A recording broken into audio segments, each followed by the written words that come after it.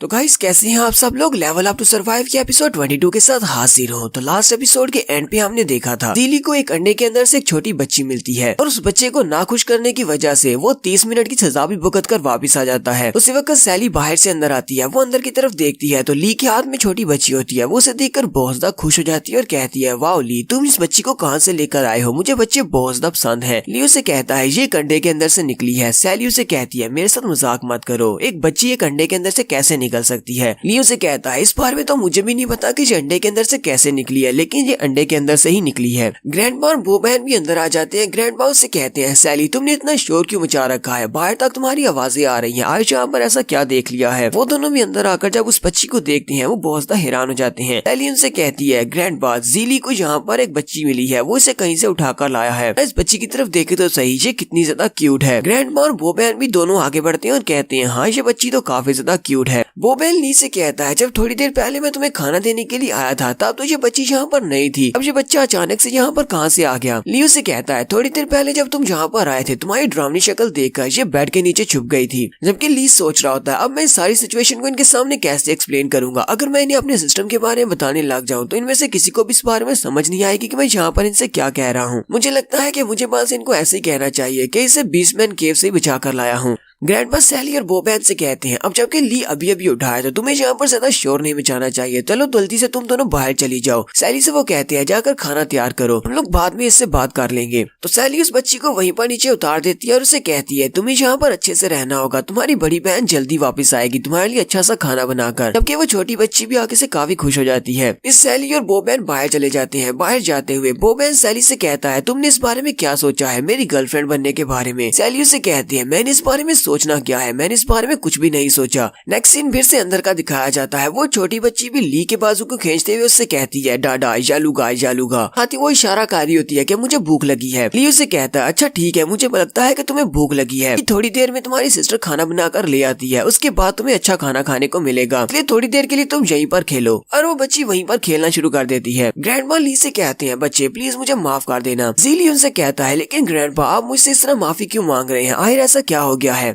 Grandma ऊपर उससे कहते हैं, मुझे लगा था कि वो सिर्फ एक आम सी डंजन है, मैंने नहीं सोचा था कि वहाँ पर उनका जो बीस्ट किंग है वो इतना ज्यादा पावरफुल हो सकता है, तुम्हारी जान खतरे में पड़ गई थी। लियोन से कहता है, ग्रैंडपा आपको मुझसे माफी मांगने की जरूरत नहीं है, मैं अपनी मर्जी से वहाँ पर बीस्टमैन केव में गया था इस मिशन को पूरा करने के लिए, इसलिए आप अपने ऊपर ब्लेम नहीं डाल सकते। और अगर मैं इस मिशन के ऊपर नहीं गया होता तो मैं ये सब कुछ महसूस नहीं कर पाता जो मैंने अभी महसूस किया है। ऐसा क्या आपने बताया था कि अपनी पावर्स को अवेकन करने के लिए मुझे हार्डशिप्स का मुकाबला करना पड़ेगा, वहाँ पर बहुत ही टफ बैटल हुई थी जिसकी वजह से मुझे महसूस हुआ, साथ ही मैंने अपनी एबिलिटीज को भी अवेकन कर लिया है। और अब तो मुझे और भी ज्यादा यकीन हो गया है कि यहाँ पर जो कुछ भी हो रहा है वो सब कुछ कोई एक्सीडेंट नहीं है, बल्कि ये कोई जानबूझकर करवा रहा है। ये यहाँ पर ग्रैंडपा को सारी बात बता देता है। वो ग्रैंडपा से कहता है, जब मैं वहाँ पर बैटल के दौरान मरने के बहुत ज्यादा करीब था, उसी वक्त अचानक से मैं एक अल्टरनेट डायमेंशन में चला गया। उस अल्टरनेट डायमेंशन के अंदर एक अंकल था, उसी अंकल ने मुझे बताया कि वो पिछले कई हजार साल से वहाँ पर किसी का इंतजार कर रहा है, वो जिसका इंतजार कर रहा है वही उसे उस डायमेंशन के अंदर से बाहर निकाल सकता है। मैं उसका मास्टर बन गया और उसके बाद में वहाँ से बाहर निकल आया। जब मैं वहाँ से बाहर आया तो मेरी एबिलिटीज अवेकन हो चुकी थी, मेरे पास केओस के एलिमेंट की पावर है। यहाँ पर जो कुछ भी हुआ है मुझे लगता है कि सब कुछ पहले से प्लान किया गया था। ली ग्रैंडपा से कहता है, ग्रैंडपा ओबरे क्या आपको इस सब के बारे में पता है, क्या ये सब कुछ क्यों हुआ, क्या जो भी यहाँ पर अपनी पावर्स को अवेकन करने लगता है क्या वो अल्टरनेट डायमेंशन में जाता है और वहाँ पर जाकर अपनी पावर्स से मिलता है।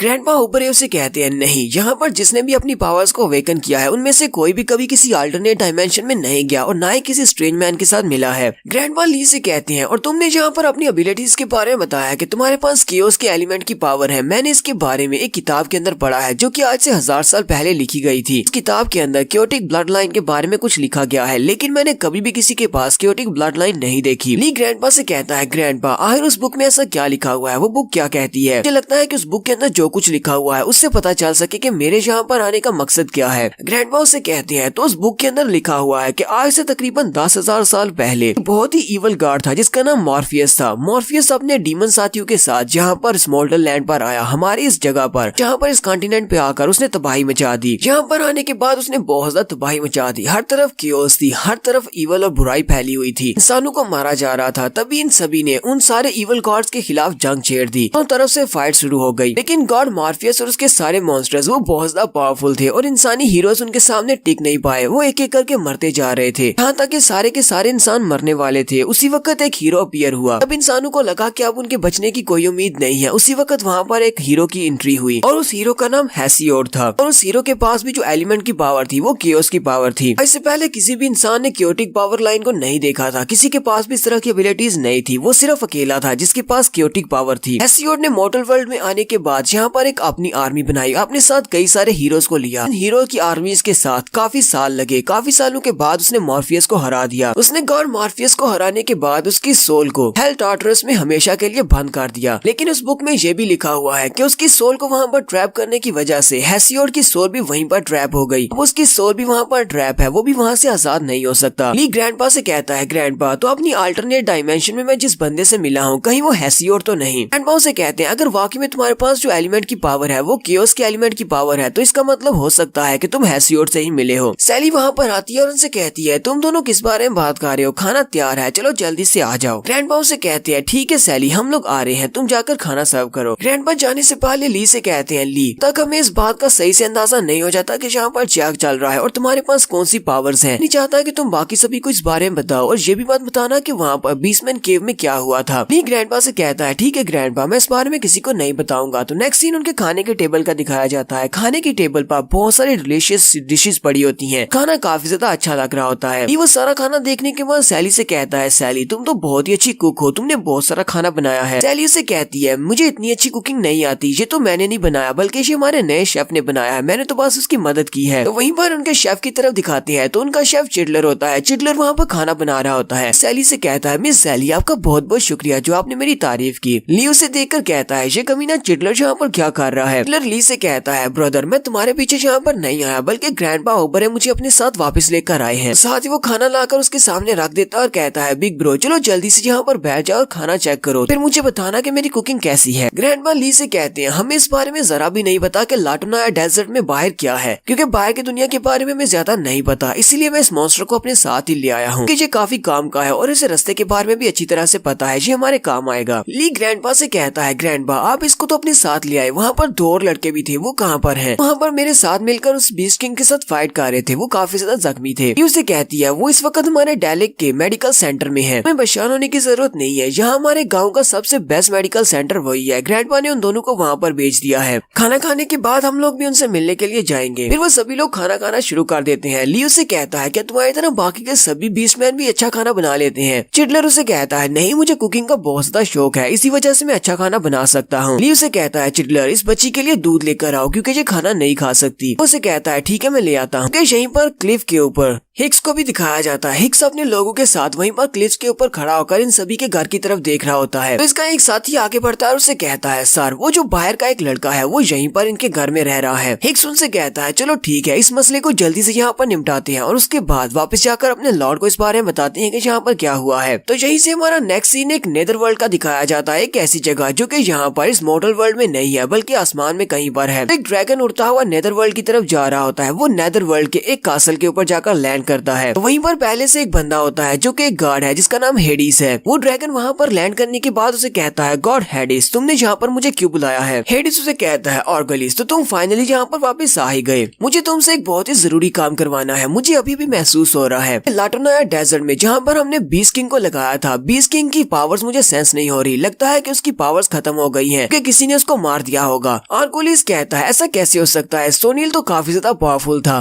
पर लाटोनाया डेजर्ट के इर्द गिर्द जितने भी लोग हैं उनमें से कोई भी इतना पावरफुल नहीं है कि वो सोनील को मार सके। हेडिस से कहता है, यही तो वजह है, इसीलिए मैंने तुम्हें यहाँ पर बुलाया है। तो मुझे पता है कि वहाँ पर कोई भी इतना स्ट्रॉन्ग नहीं है, इसलिए मैं चाहता हूँ कि तुम वहाँ पर जाओ लाटोनाया डेजर्ट में और जाकर इन्वेस्टिगेट करो कि किसने वहाँ पर सोनील को मारा है। तुम्हें अच्छी तरह से पता है कि सोनील को वहाँ पर किस लिए रखा गया था। सोनील की ड्यूटी थी वहाँ पर उस सील को गार्ड करने की, इसलिए मैं जानना चाहता हूँ कि वहाँ पर क्या हुआ है और सोनील के मरने के बाद क्या वो सील अभी भी वहीं पर है या नहीं। अर्गोलिस से कहता है, ठीक है लॉर्ड हेडिस, मुझे समझ आ गई, मैं अभी वहाँ पर जाता हूँ और जाकर देखता हूँ कि वहाँ पर क्या चल रहा है। नेक्स्ट सीन गाँव का दिखाया जाता है। सैली, बोबैन और ली वो तीनों ही मेडिकल सेंटर की तरफ जा रहे होते हैं और रास्ते में वो ली से पूछते हैं कि वहाँ पर बीस्टमैन केव में क्या हुआ, तुमने कितने मॉन्स्टर के साथ फाइट की। तो ली उन्हें सारी की सारी बात बताता है, लेकिन वो सारा सच घुमा फिरा कर बता रहा है कि ग्रैंडपा ने उससे कहा था कि तुम यहाँ पर सब कुछ नहीं बता सकते, स्पेशली अपनी केओस एलिमेंट के बारे में नहीं बताना दिखाना। सैली उसकी बात सुनने के बाद कहती है, ली तुम तो वाकई में बहुत ज्यादा अमेजिंग हो, तुमने बहुत सारे मॉन्स्टर्स को मारा है। वो बहन उसे कहता है, इस सब में इतना भी ज्यादा क्या अमेजिंग है, इतने मॉन्स्टर्स को तो मैं भी मार सकता हूँ। ली उसे कहता है, हाँ क्यों नहीं, तो फिर किसी डंजन के अंदर जाकर दिखाओ, पर तुम्हारे मरने के बाद मैं तुम्हारी बॉडी को वहाँ से वापस ले आऊंगा। वो बहन गुस्से के साथ उसे कहता है, अपनी बकवास बंद करो, अगर तुम्हें इतना ही लगता है कि तुम मुझसे स्ट्रॉन्ग हो तो फिर आओ मुझे चैलेंज करो, हम दोनों फिर से फाइट करते हैं।